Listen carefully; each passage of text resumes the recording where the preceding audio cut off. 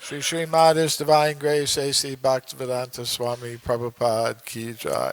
Ananta Koti Vaishnava Vrinda Ki Jai. ISKCON Founder Acharya Srila Prabhupada Ki Jai.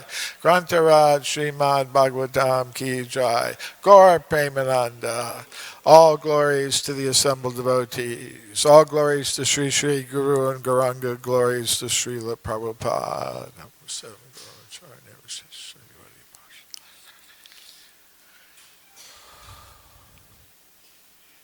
Om Namo Bhagavate Vasudevaya. Om Namo Bhagavate Vasudevaya.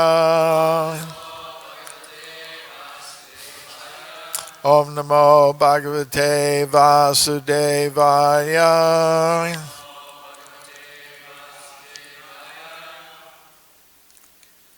Srimad Bhagavatam, Canto 2, Chapter 1, the first step in God realization, text 32. Vrido tarosto dara eva lobo. Dharmastano dharma patosya pristam. Kastasya metram vishanocha mitro. Kukshi samudra giriyosti sangaha.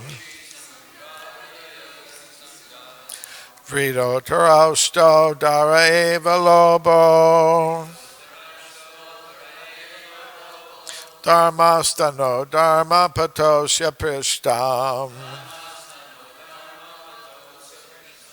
Kastasya medram vishanaucha mitro. Kukshi samudra giriyoshti sangaha. Vido tarausto dara eva lobo. Dharmastano dharma patosya pistam. Kastasya medram vishanaucha mitro. Kukshi samudra giriyoshtir sangaha.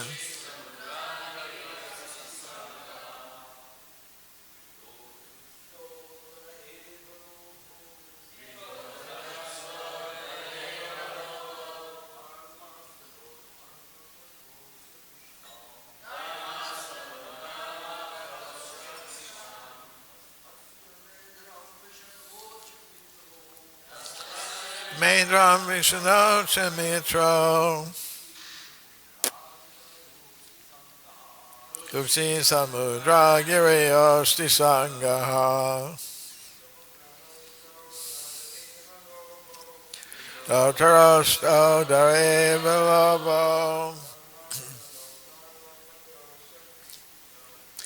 Mastano Dharma Patosya Pristam. Samedram Vishanocha Mitro. Kuksi Samudra Giriyosti Sangaha. Vidotarasto Dara Eva Lobo. Dharmastano Dharma Patoswa Pristam. Yasamedram Vishanocha Mitro. Kukshi Samudra Giriyoshti Sangaha. Vidotarasto Dara Eva Lobo. Dharmastano Dharma Patosva Pristam.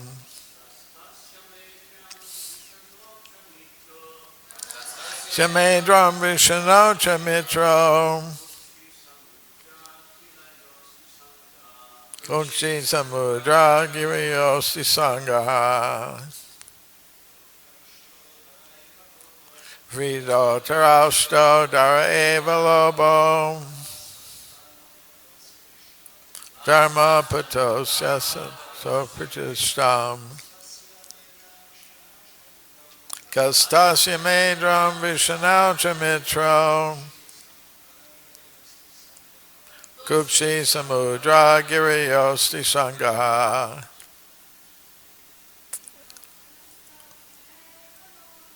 Vido tarosto dare belobo.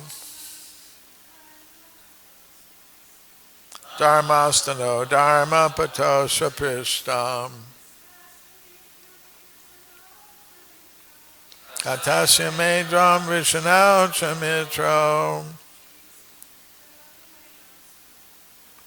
Kupsi samudra giriyosti sangaha. Vido tarosto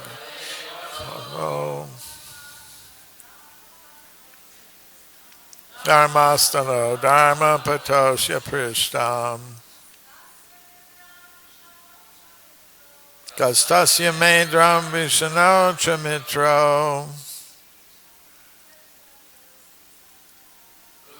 Samudra girayosti sangaha.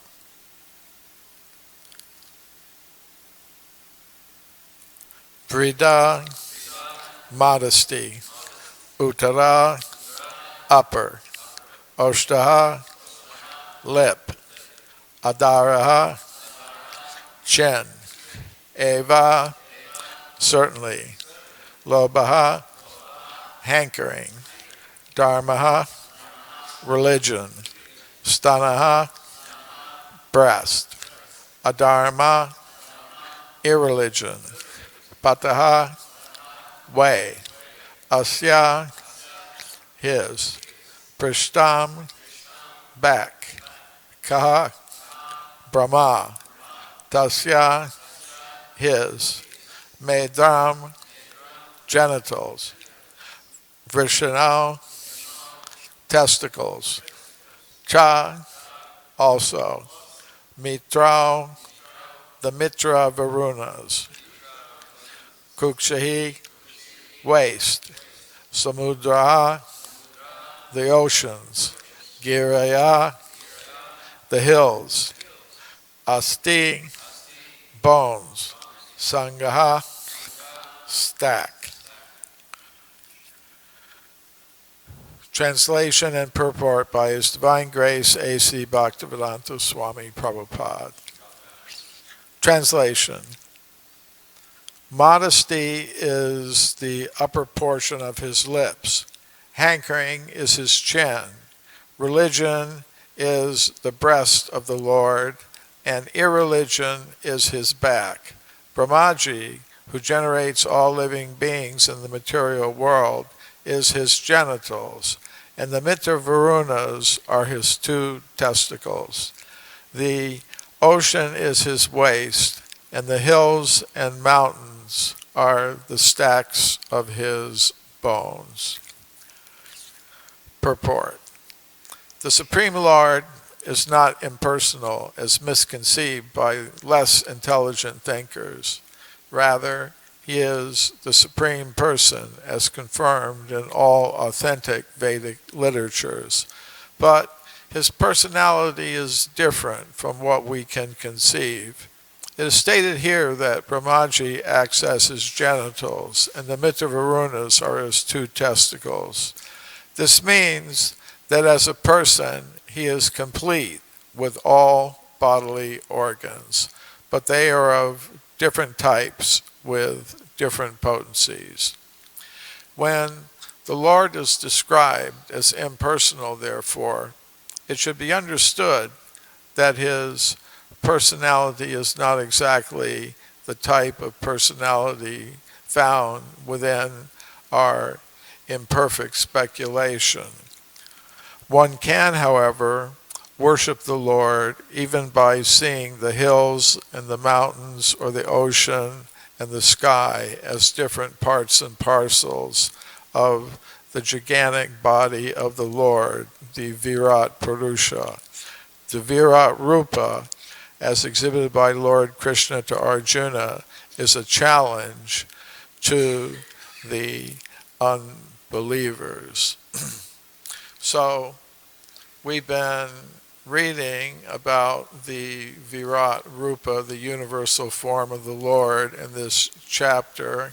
Whole chapter is about it, but it's only one of several accounts or descriptions of the universal form that are found throughout the Srimad Bhagavatam. And, they have a very particular purpose within the whole structure of the Srimad Bhagavatam. I'm going to speak a little bit now about the Virat-rupa account that is found in the 5th canto of the Srimad Bhagavatam. And this following presentation I put together for a conference or workshop of scientists from the Bhaktivedanta Institute who are advising a group of us who are planning exhibits for the Temple of Vedic Planetarium project in Mayapur, that Srila Prabhupada wanted constructed. So the title of this presentation was 5th Canto Bhagavatam Cosmology Chapters as Universal Form Descriptions. Are they imaginary? So the point is, Srila Prabhupada wanted the devotees, particularly from the Bhaktivedanta Institute, to make in the Temple of Vedic Planetarium in Mayapur exhibits and models that would show the picture of astronomy and cosmology given in the 5th canto of the Srimad Bhagavatam. So there's a lot of information given there about the dimensions of Bhumandala and the different planetary systems, and it's not very well understood by some devotees that those chapters are actually a description of a Virat-rupa or universal form. So the points that I was trying to make here, because some people, when they hear sometimes that the universal form is imaginary, they think that means everything in it can be just dismissed. But the points I'm going to be making here are that, the 5th canto cosmology chapters are a universal form account. And there are 3 kinds of universal form accounts. Those that are directly perceived, the universal form directly perceived, or authoritatively described, or imagined. The imagined kind is only one of the different types of universal form accounts that are found in the Srimad Bhagavatam. The 5th canto account is an authoritatively described account, and I'll explain a little bit further what that means. Therefore, the astronomical details should not be dismissed as imaginary in these accounts. So, why is this important? It helps us understand the astronomical elements of the 5th canto cosmology chapters in their proper perspective. So in the 5th canto of the Srimad Bhagavatam, we find 11 chapters that together lay out the cosmology of Bhumandala and the rest of the Vedic universe. So the first of these chapters chapter 16 starts out like this. We have Maharaj Parikshit saying in this verse, verse 3 of the 16th chapter, when the mind is fixed upon the Supreme Personality of Godhead and his universal feature made of the material modes of nature, the gross universal form, it is brought to the platform of pure goodness. In that transcendental position, one can understand the Supreme Personality of Godhead, Vasudeva, who in his subtler form is self-effulgent and beyond the modes of nature. O my Lord, and he's talking here to Shukadeva Goswami, please describe vividly how that form, which covers the entire universe, is perceived. So, Srila Prabhupada mentions that the purpose of the universal form is to bring the mind of the average person who's got no conception of the personality of Godhead to understanding that God is actually a person. And then from there, they can actually go on to meditate upon the form of Lord Krishna, Radha Krishna. So in his purport to this verse, Srila Prabhupada states, elsewhere in Srimad Bhagavatam, Narada Muni has said, Idam hi Vishvam Bhagavan Ivetara. The entire universe is also the Supreme Personality of Godhead, although it appears different from him. Therefore, although Parikshit Maharaj had no need for geographical knowledge of this universe, that knowledge was also spiritual and transcendental because he was thinking of the entire universe as an expansion of the energy of the Lord. So in the next verse, Shukadeva Goswami speaks. The great Rishi Shukadeva Goswami said, this material world is a transformation of the material qualities, Sattva Guna, Raja Guna, and Tamo Guna. Yet, no one could possibly explain it perfectly, even in a lifetime as long as that of Brahma. No one in the material world is perfect, and an imperfect person could not describe this material universe accurately, even after continued speculation. O King, I shall nevertheless try to explain to you the principal regions, such as the Bhuloka, with their names, forms, measurements, and various symptoms.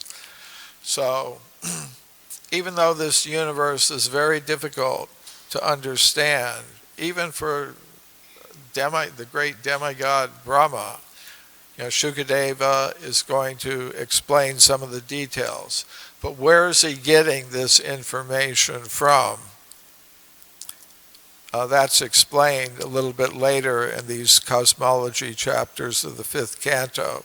Shukadeva tells Parikshit that he is answering his questions, yatopatesham anuvarnitaha. And the synonyms for that are yata upadesham, as instructed, anuvarnitaha, described accordingly. So Shukadeva Goswami is saying, I am presenting this information as I have heard it from higher authorities.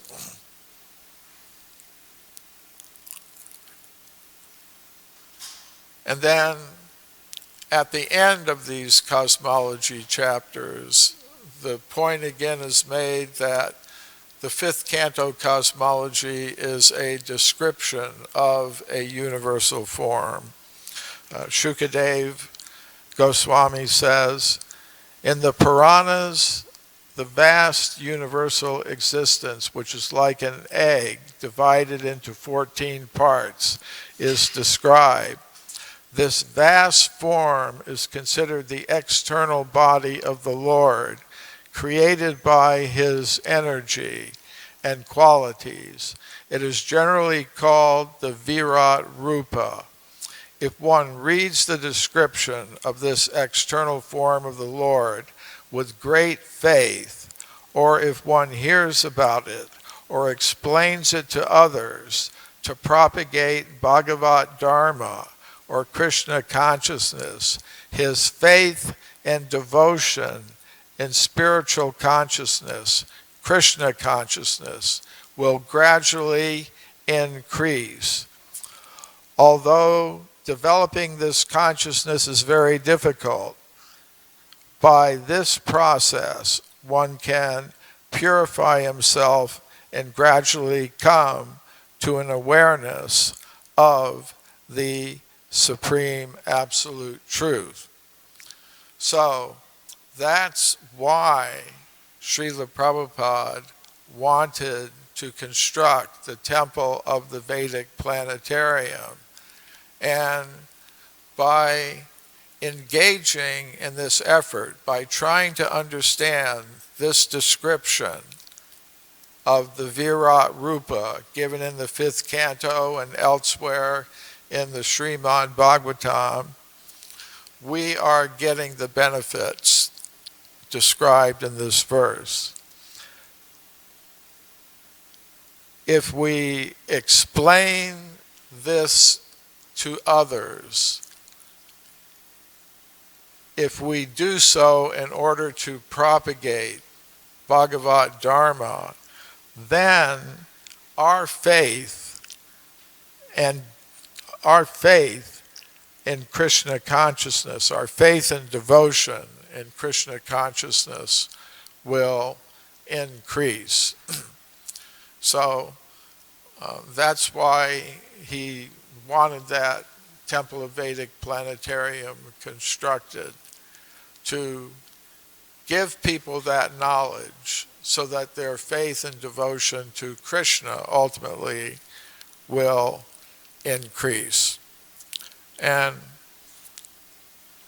in the next verse, Shukadev Goswami goes on to say, one who is interested in liberation, who accepts the path of liberation and is not attracted to the path of conditional life, is called yati, or a devotee. Such a person should first control his mind by thinking of the Virat-rupa, the gigantic universal form of the Lord, and then gradually think of the spiritual form of Krishna, Sat Chit Ananda Vigraha, Brahma Samhita 5.1. After hearing of both forms, thus one's mind is fixed in samadhi. By devotional service, one can then realize the spiritual form of the Lord, which is the destination of devotees. Thus his life becomes successful. So this is the purpose. We want to present to people and to ourselves the Virat-rupa form of Krishna. Help people understand that the universe they're living in is not some accident.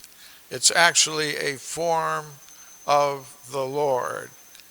And then we also present what the original form of the Lord is. And gradually they'll become attracted to that in faith and devotional mood.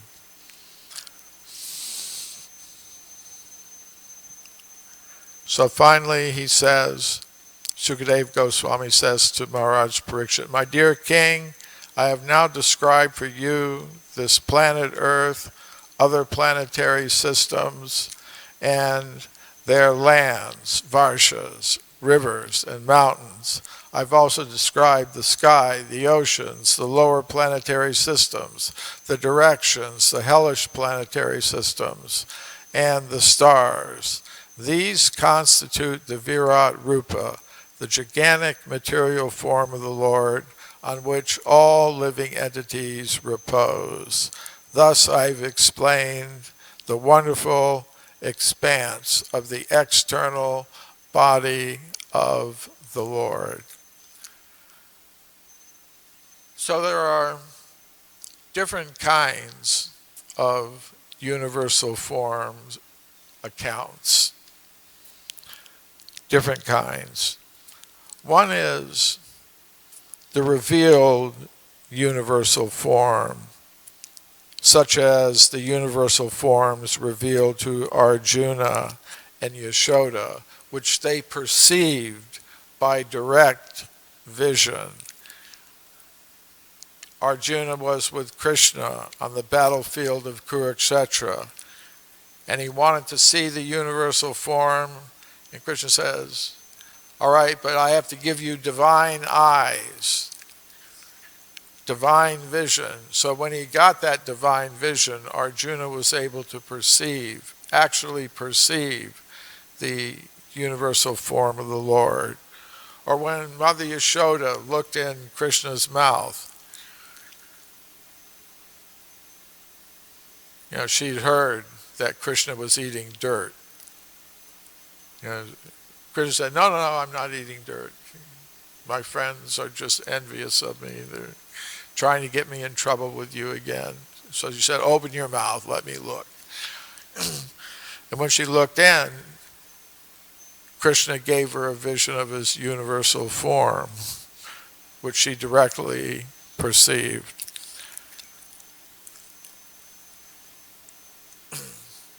So that's one type of universal form. And a second type of universal form account is the kind that's received from authorities, like Shukadeva, who tells Parikshit he's explaining what he has heard from authorities. And we're more or less in that position. We're getting this information like Parikshit did. He asked, what describe this universal form? And Shukadeva Goswami says, "Okay, I will explain it to you as I've heard it from authorities." And the third kind of universal form account is the one in which people are invited to envision mentally a universal form. For example, a little later in the second canto, we'll read this verse. "Great philosophers imagine that the complete planetary systems in the universe are displays of the upper and lower limbs of the universal body of the Lord."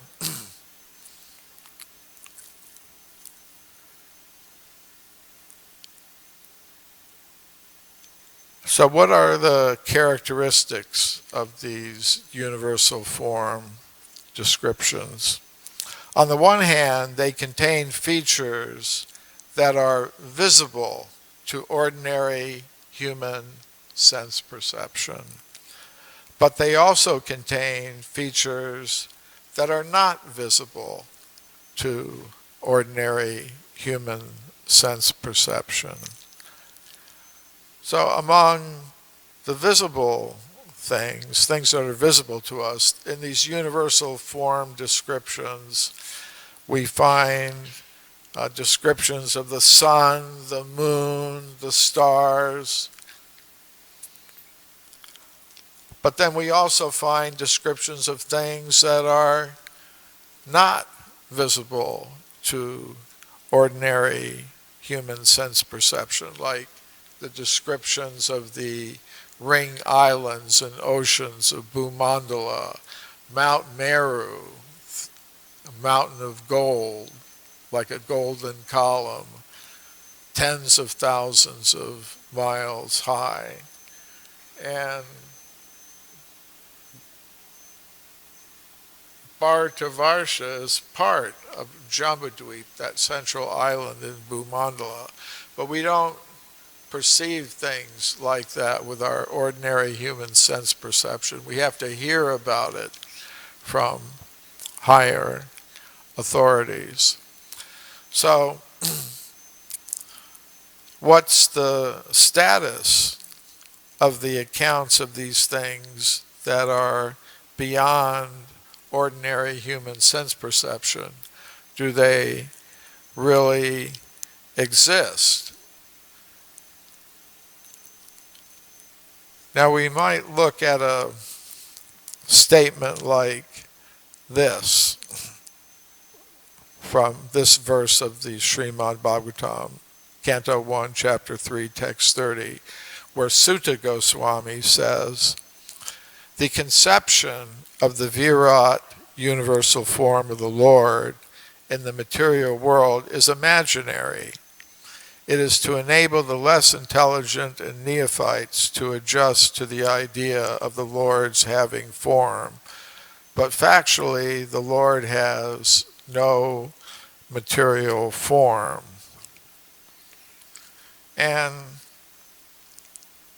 Srila Prabhupada says in a purport, as Paramatma or Supersoul, the Lord is within each and every material form, even within the atoms.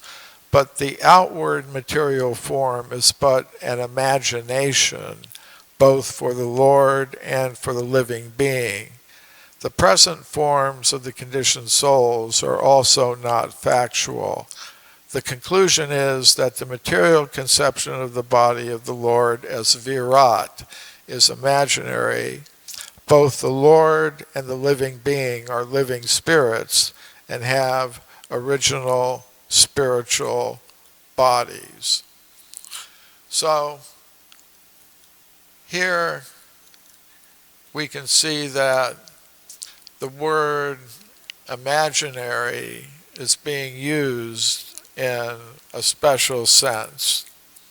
Srila Prabhupada is saying the Virat-rupa form of the Lord is imaginary in the same sense that the body of a jiva, conditioned soul, is imaginary.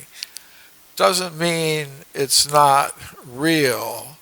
Means if you think it's your real body, that's imaginary.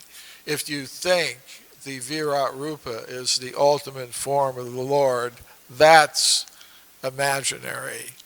But it doesn't mean, we can't say our material body doesn't exist, or that the material universe doesn't exist. So this term imaginary is being used in a special way. And Srila Prabhupada says in Srimad Bhagavatam, Canto 3, Chapter 6, Text 4, the Virat-rupa is not, therefore, an eternal form of the Lord exhibited in the spiritual sky. It is a material manifestation of the Lord. The Archa Vigraha, or the worshipable deity in the temple, is a similar manifestation of the Lord for the neophytes. But in spite of their material touch, such forms of the Lord as the Virat and Archa are all non-different from his eternal form as Lord Krishna. So Srila Prabhupada is saying the Virat-rupa is like the Archa Vigraha. Same thing. you could say, well, the deity form is made of matter, apparently, from one point of view, and therefore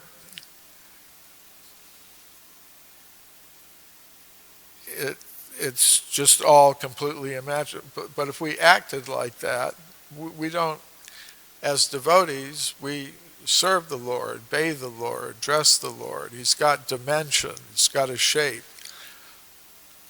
and form. So it's just like the Virat-rupa. It also has its shape, its form, its reality. It's not the ultimate form of the Lord, but nevertheless, it is real. Just like Rukmini, Dwarkadish, they have their dimension. Rukmini, Dwarkanath, they have their dimension. Those are things that have a certain reality, but it's not the ultimate form of Krishna. So, the reason I'm making this point is some people think that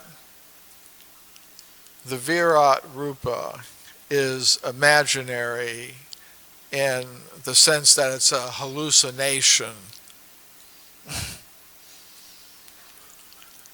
But if we carefully study, Srila Prabhupada's explanation, and then they think, it doesn't matter what it says, this distance or that distance, it's all just a hallucination. So let's just forget about the fifth canto. And Srila Prabhupada's instructions to create models of how these things all work.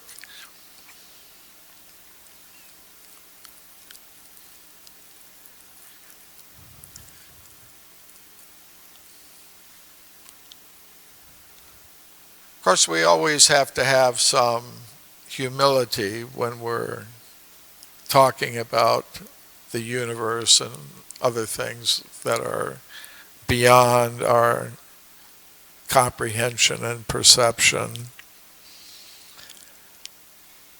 In the Srimad Bhagavatam, Lord Brahma says, and because all of us are bewildered by the illusory external energy of the Supreme Lord, we can see only this manifested cosmos according to our individual ability.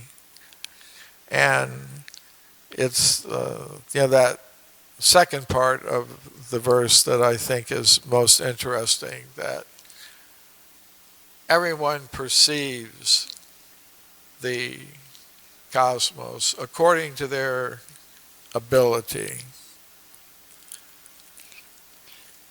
And Srila Prabhupada in his purport says, the demigods, semigods, Gandharvas, etc. are all highly intelligent persons in the upper planets. The human beings are inhabitants of the intermediate planets, and the asuras are inhabitants of the lower planets. All of them have their respective conceptions and estimations of the absolute truth, as does the scientist or the empiric philosopher in human society. Everyone thinks in terms of individual capacity that this universe, which is manifested before us, is all in all.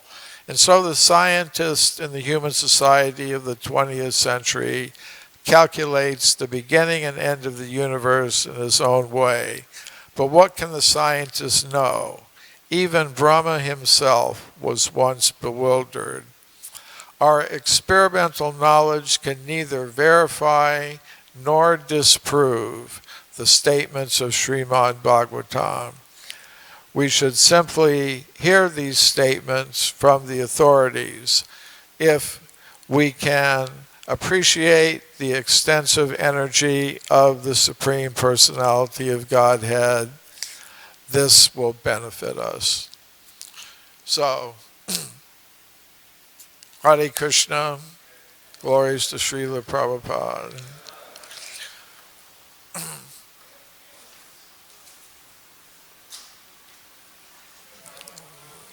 Jai.